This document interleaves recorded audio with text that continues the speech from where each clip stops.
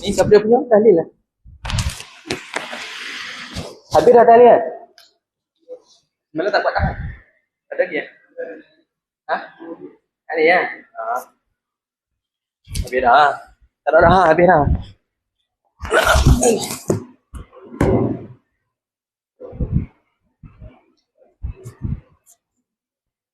Bismillahirrahmanirrahim. Alhamdulillahirabbil alamin wassalatu wassalamu ala asyrafil anbiya'i wal mursalin wa ala alihi wa sahbihi ajma'in.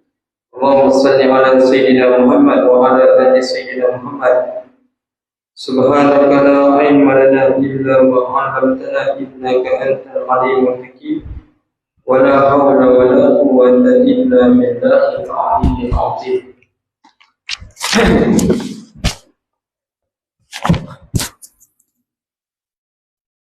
Kata musannif rahimahullah wa nafa'ana bihi wa bi'ulumihi fid darain amin. Mari itu yang dia kata habis dah. Mana? Dan bagai yang kedua. Zainah. Bagai mana?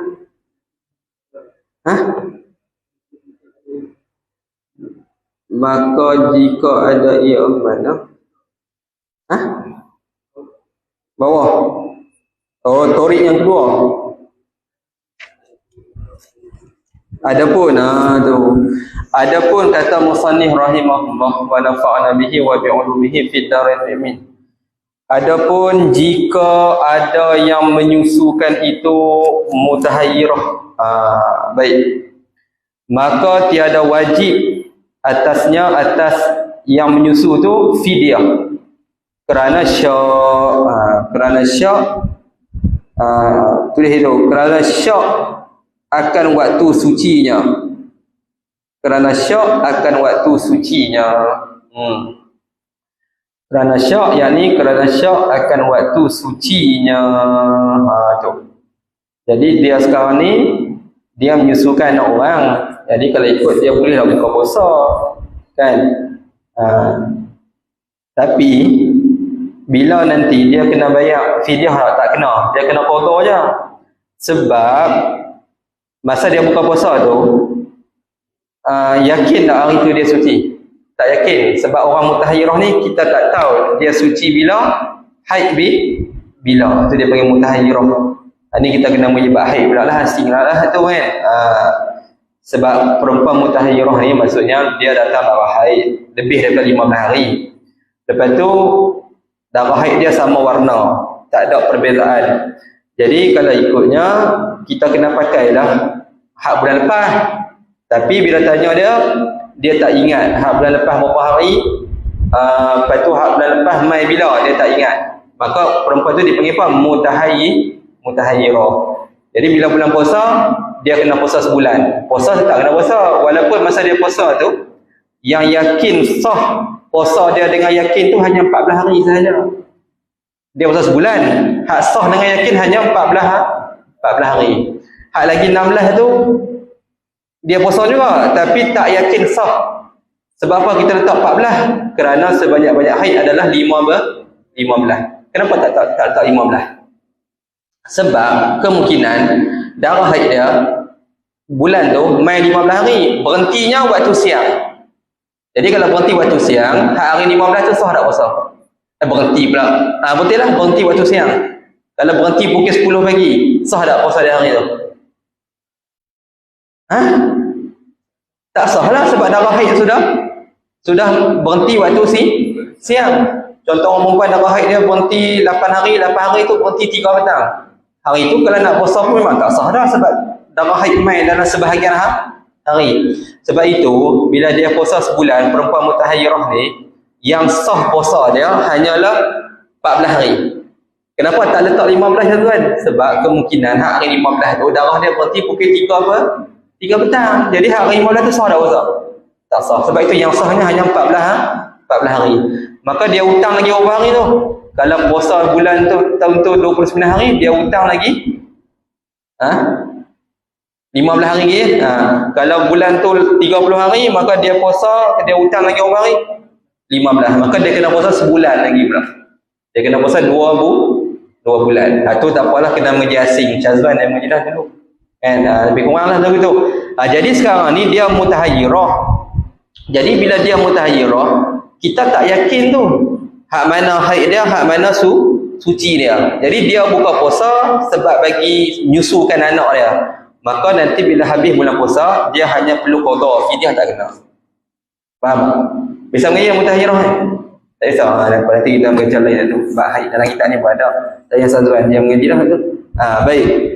Maka tiada wajib atasnya fidyah kerana syak. Titik. Dalam Baijuri pun ada nanti.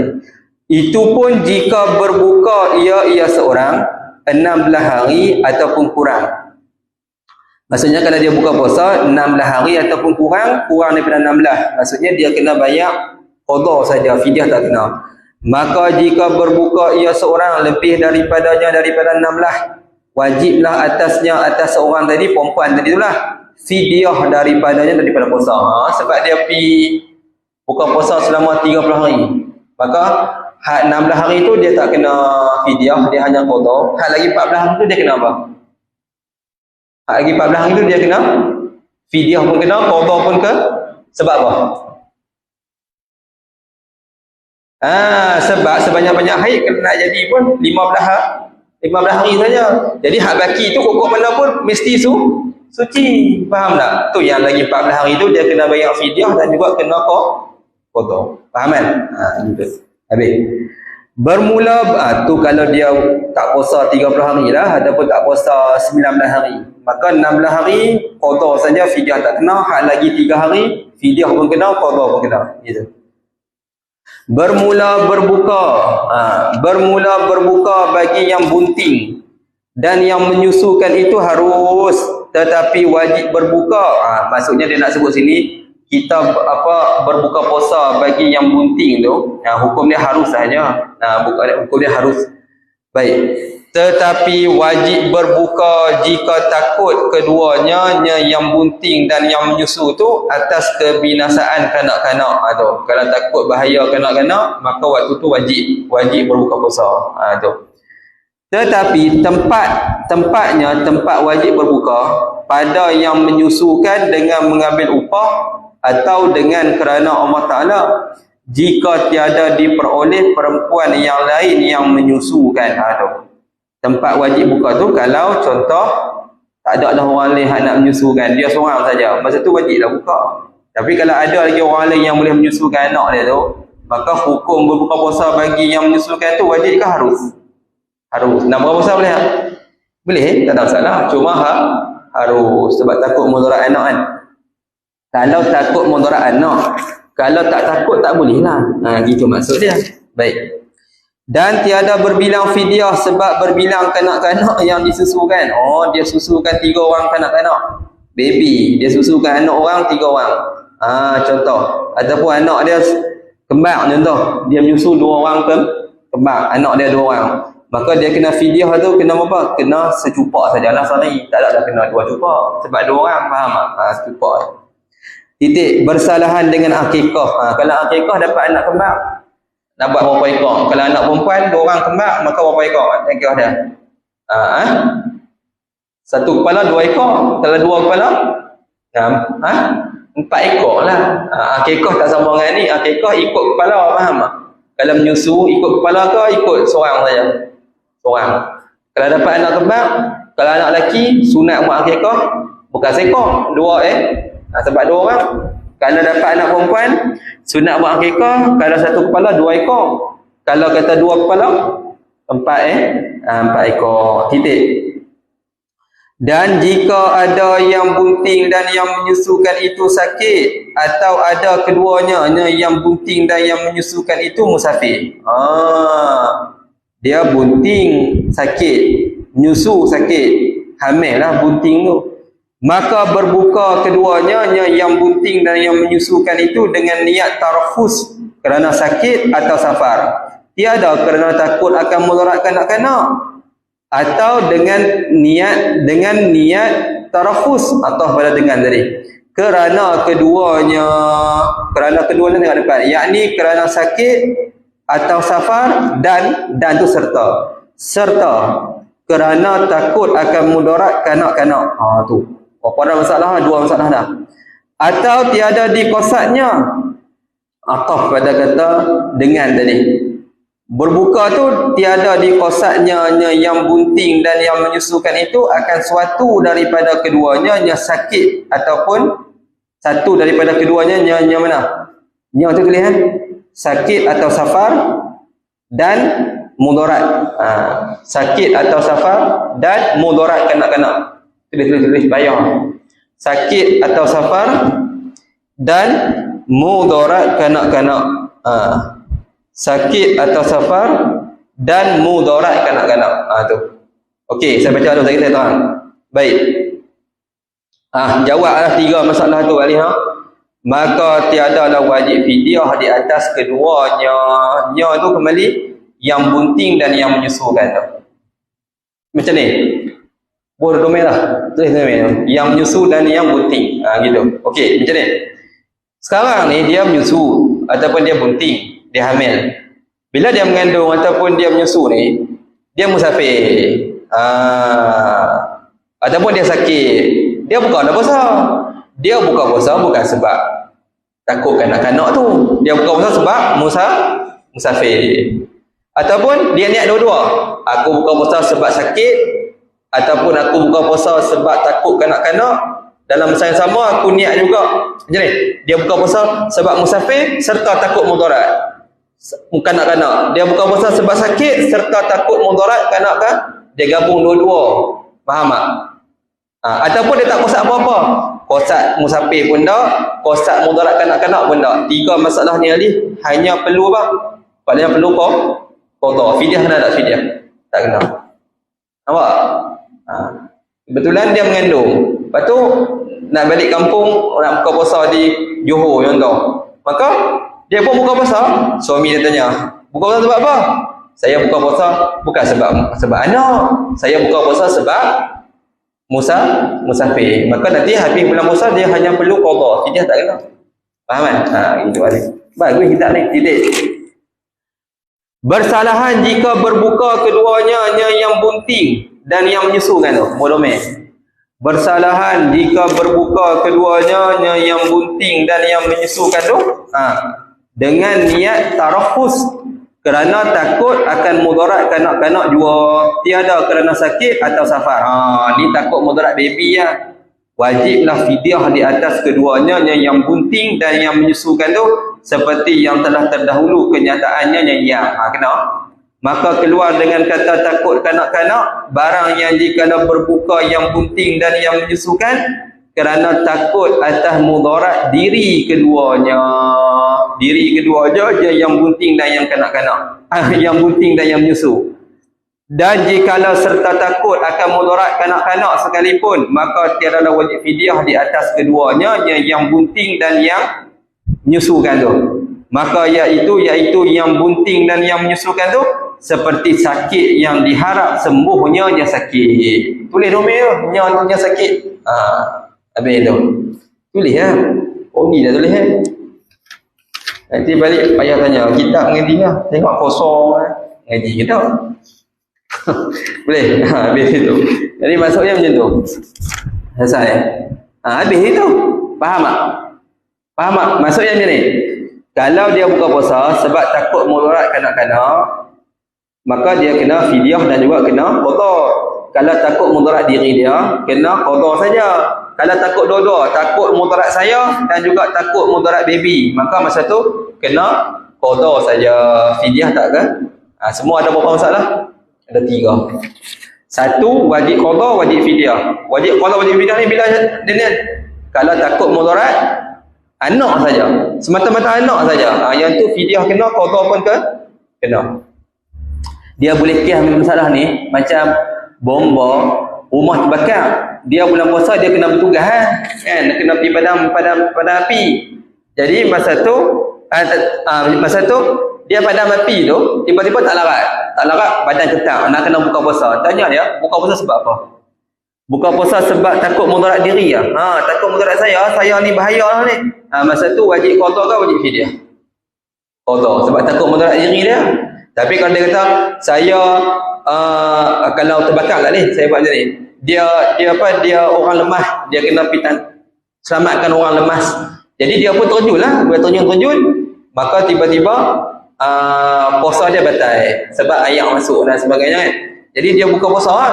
Bila dia buka puasa tu tanya dia mudarat apa? Takut mudarat diri ke takut mudarat orang yang lemah? Dia kata takut mudarat orang yang lemah saja. Maka orang tu kenapa? Fidyah dan juga qada. Tapi selalunya kalau dia buka puasa ni bukan takut itu, takut mudarat diri dia. Dia penat betul tak? Dia buka puasa sebab tu. Maka hanya perlu qada. Sama juga macam orang sakit diharapkan sembuh. Maka nanti bila habis bulan puasa dia kena apa? Dia kena qada ke dia kena fidyah? Dia kena qada. Fidyah tak kena nak fidyah. Fidyah tak kena sebab sakit dia boleh lega. Yang kena fidyah tu kalau sakit tak boleh lega. Macam orang tua. Habis. Dan bagai yang kedua. Ni bagai yang kedua. Hak ni torik yang kedua. Pecah dua bagai kan.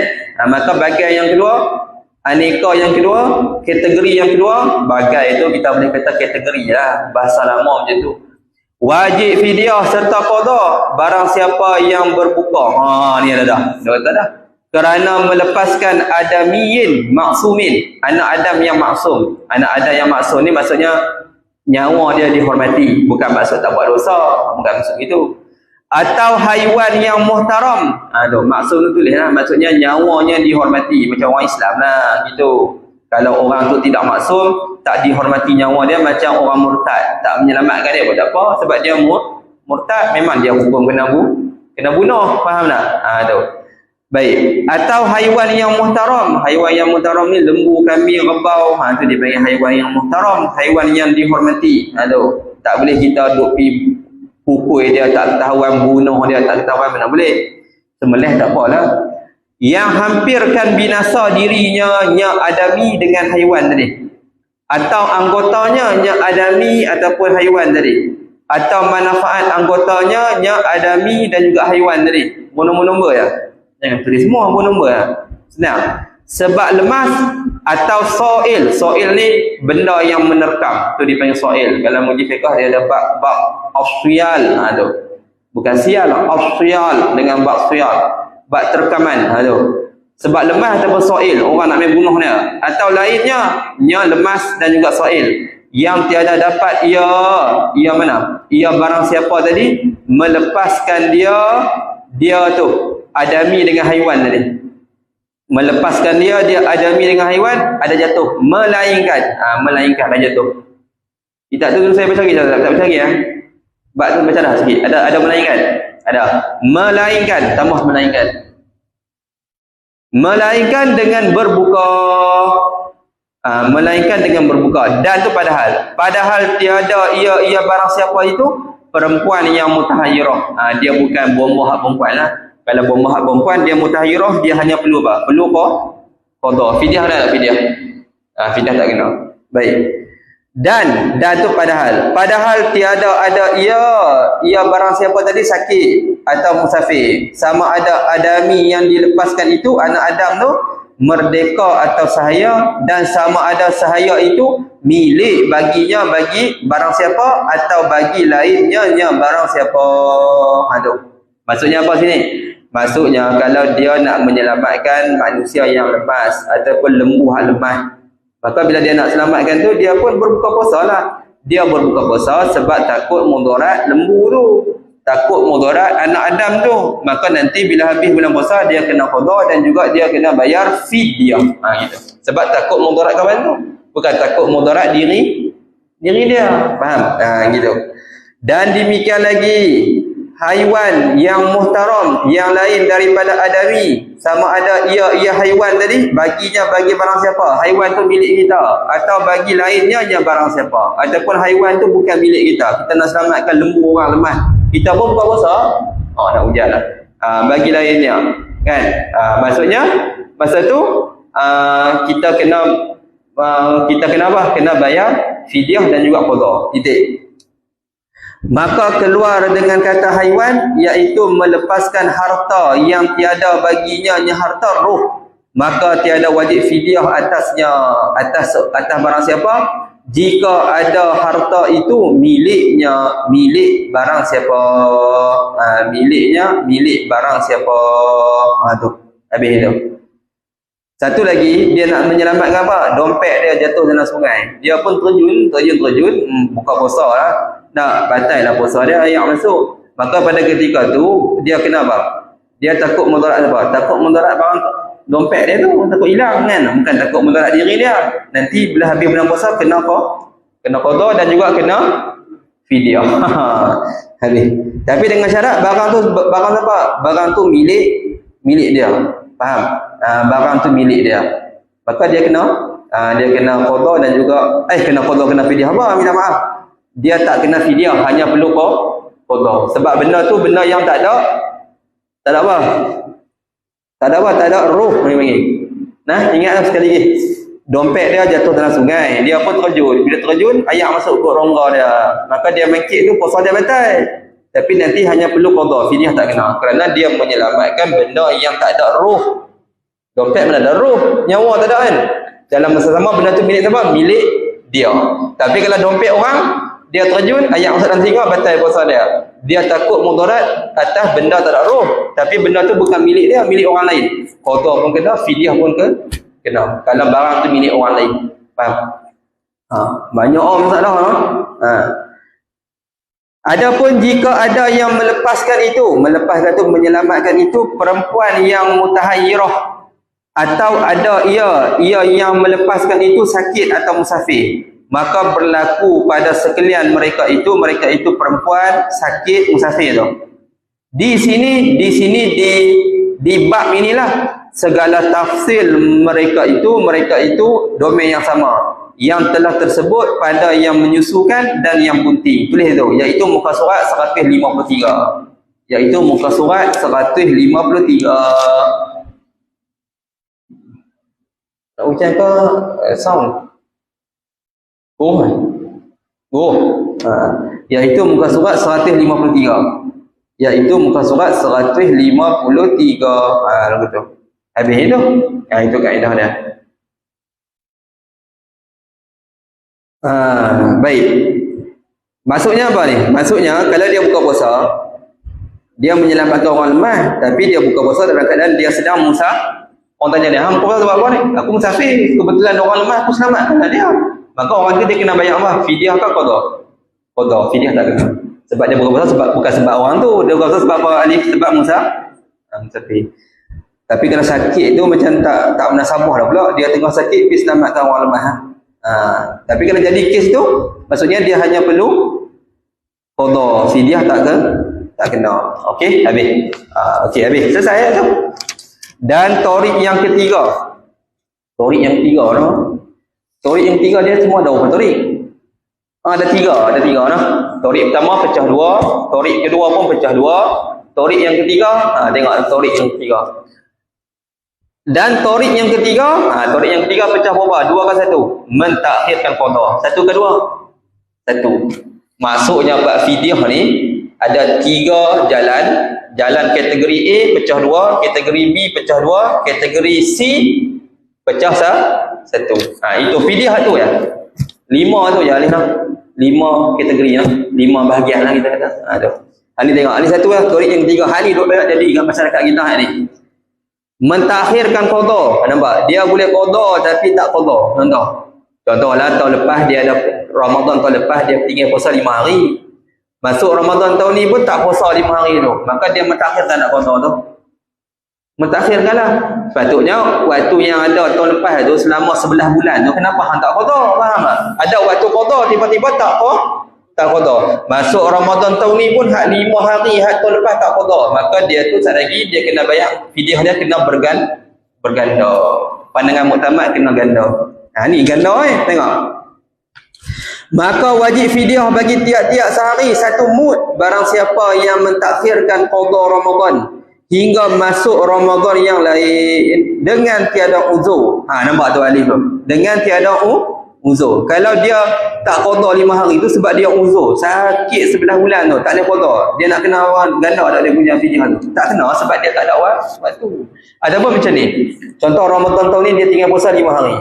Masuk 1 Syawal meninggal dunia. Sedangkan dia tinggal puasa berapa hari? 5 hari tinggal puasa.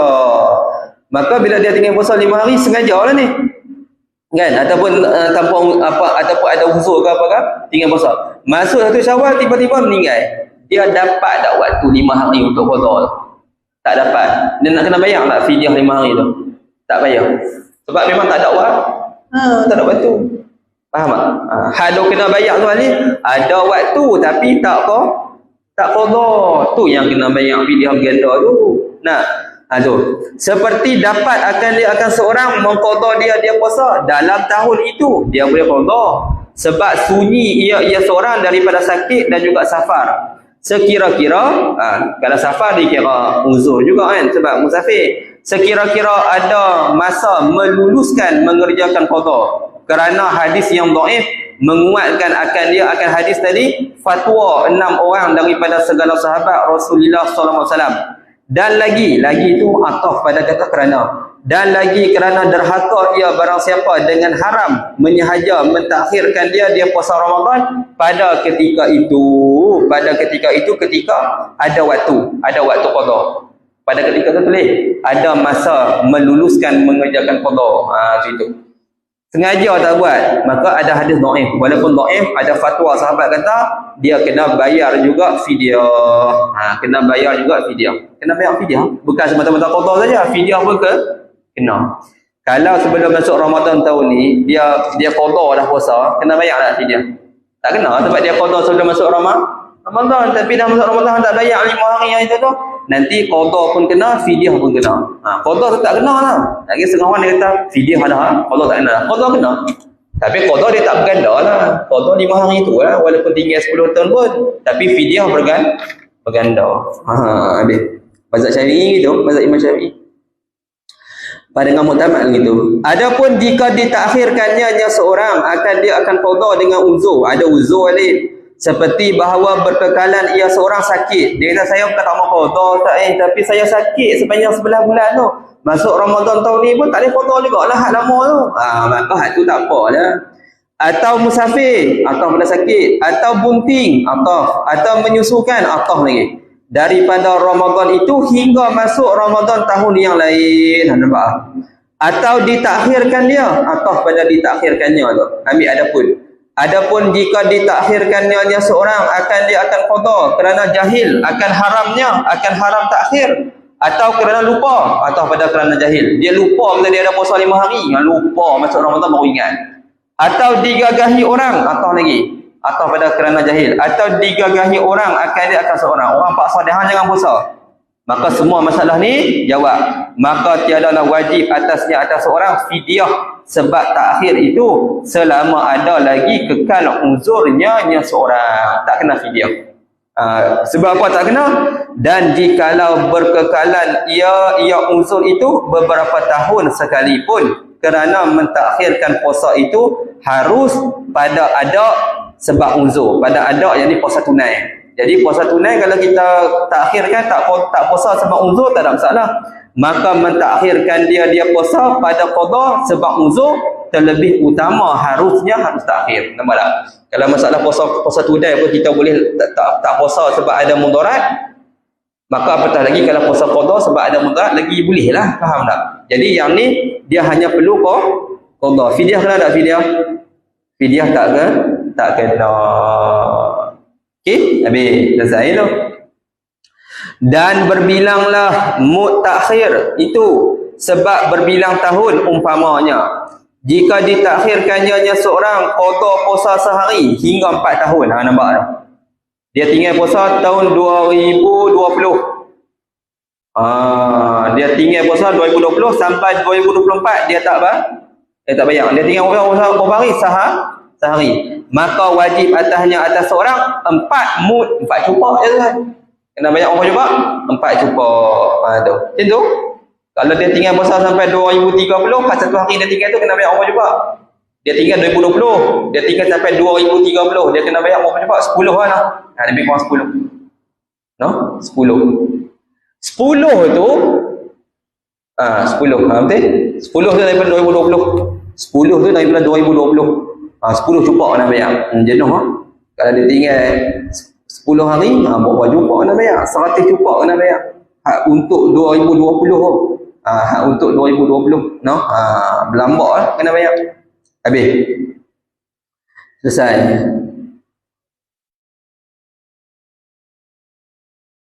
Dan jika ditakhirkannya seorang qada puasa 30 hari hingga, kitab tu bukan akhir tu, hingga 4 tahun, ada 4. Hingga 4 tahun. 4 tahun tu Ali, bulatkan. Hingga 4 tahun. 30 hari hingga 4 tahun.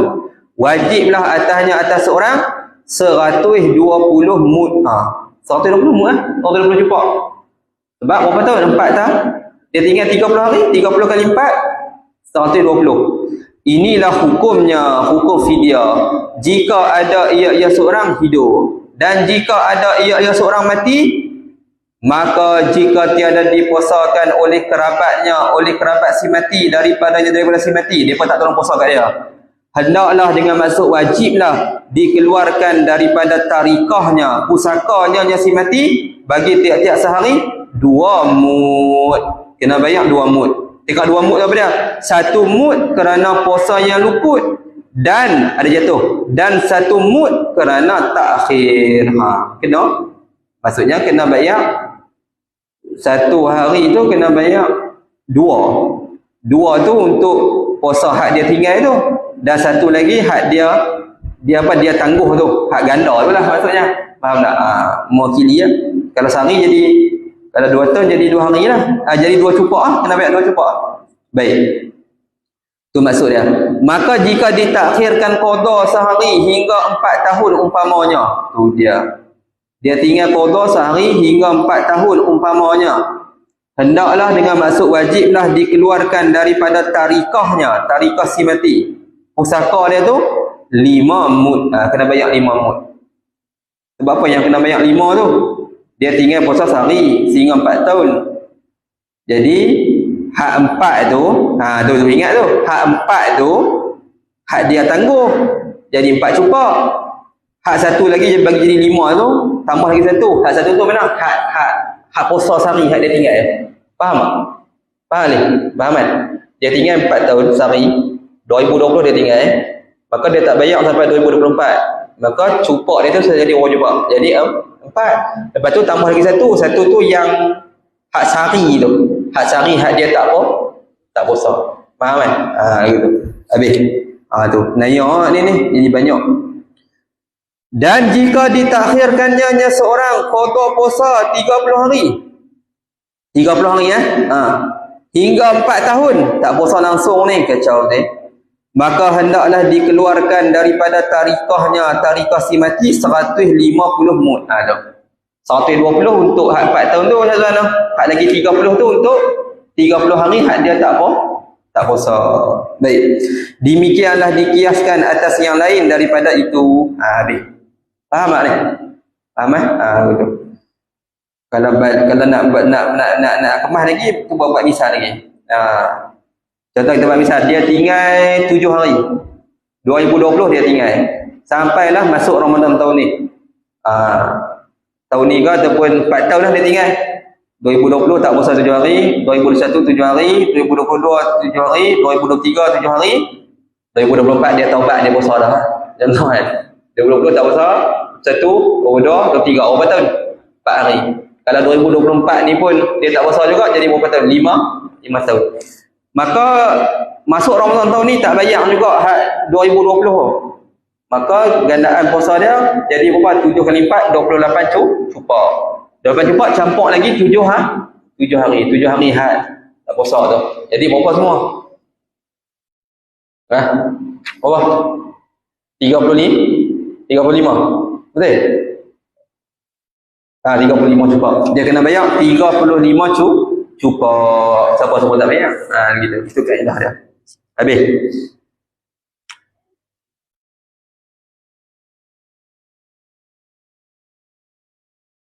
Betul? Macam tu. Macam tu. Kalau jadi macam mana? Kita tengok cupak dia jadi banyak ni macam ni. Contoh. 2020 dia tak puasa 10 hari. 2021 dia tak puasa 10 hari. 2022 dia tak puasa 10 hari. 2023 pun tak puasa juga 10 hari. 2024 taubat puasa. Sekarang cuba kita kira fidyah dia kena bayar berapa. Untuk 2020 sampai 2024 dia punya fidyah dia 4 tahun. 10 kali 4 40. Campur lagi 10 hari tu jadi 50. Untuk tahun pertama 2020 kena bayar 50 cupak. Untuk 2021 sampai 2023 cupak dia berapa? 2021, 2022, 2023, 2024. Berapa jadi? 3 tahun dia tinggal. 3 tahun tinggal 30, campur 10 lagi jadi berapa? 40. Jadi untuk 2020 dia kena bayar 50 cupak. 2021 dia kena bayar 40 cupak. 2022 30 cupak. 2023 20 cupak. Totalkan semua tu. Tu yang jadi banyak. 50 campur 40 campur 30 campur 20. Jadi berapa? 5 40 90 90 30 120. 120 campur 20 140. Tu yang banyak tu. Yang hak kita kata 50 cupak tu, kalau contoh dia tinggal 2020 ya, dia tinggal 10 hari. Maka dia kena bayar sampai 2024 ni dia kena bayar berapa cupak? 50 cupak. Dia nah. Lebih kurang 50 lah. Dia kena bayar 50 cupak. Sebab 2020, 2022, 2023. 50 cupak lah. Jadi dia kena bayar 50 cupak tu kalau 2021 memang dia apa? Puasa. Hak tu jadi masyarakat kita ni, hak zaman-zaman muda tu kadang-kadang tiap-tiap tahun tak puasa belakang ni. Faham tak? 2020 tak puasa 10 hari. 2021 tak puasa 8 hari. 2022 tak puasa 6 hari. Sedangkan tak bayar fidyah tu yang kita total jadi banyak. Tapi kalau dia kata, ayah saya mati ni Ustaz, saya rasa dia tinggal puasa 1 tahun je. Dia tinggal puasa bila? Dia tinggal puasa masa umur dia 30. Dia mati masa umur dia 60. Jadi dia tinggal puasa masa umur 30 tu berapa hari? 30 hari. Jadi 30 kali dengan sampai dia umur 60 tu dapat berapa? Kena kira. Dapat berapa kan? Jadi banyak tu je lah dia kena bayar. Tapi kalau umur 31 pun tak puasa juga, 32 pun tak puasa juga, 3 tu yang kita total semua jadi banyak. Faham maksud saya? Tu. Nampak dah masalah tu. Saya ada dia punya rajah tu. Dia punya tu nantilah saya bagi statistik ke. Dia saya masa kami hidup pondok tu buat siap-siap dah. Sampai umur 1 sampai umur 1 tahun semua dah ada tu. Mudah. Baik. Syahdan adalah tempat memberikan sekalian fidyah itu segala fakir miskin. 1 2 3 4 5 cukup tu. Kita sambung esok pula. Tak banyak. Allah Subhanahu wa taala alam dan ni lah. Satu nyari nak ni kan. Baik. Satu.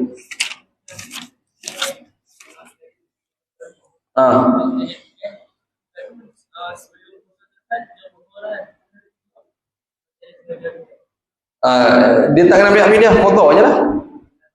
Sengaja tinggal. Cuma masuk habis bulan puasa ni dia kotor siap-siap. Sebelum masuk Ramadan tahun 2025 dia hanya perlu kotor, fidyah tak kena. 2025 dia tak kotor juga, fidyah pun kena, kotor pun kena 2 cupak lah. Kena 2. Satu untuk puasa, satu puasa hak dia tinggal tu, satu lagi hak dia takhir tu. Faham? Faham kan? Itu kaedah dia. Sedap ke buat video ni, orang tak pada orang ngaji buat video. Allah Subhanahu wa taala. Bismillahirrahmanirrahim. Subhanallah wa bihamdihi. Asyhadu an la ilaha illa anta astaghfiruka wa atubu ilaik. Tutup Alif.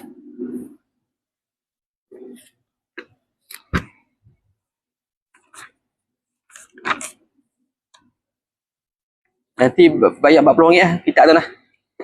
RM40 kitab. Kalau ada orang sponsor saya beritahu Alif tapi lah ni tak ada ya. Dia ada orang sponsor. Itu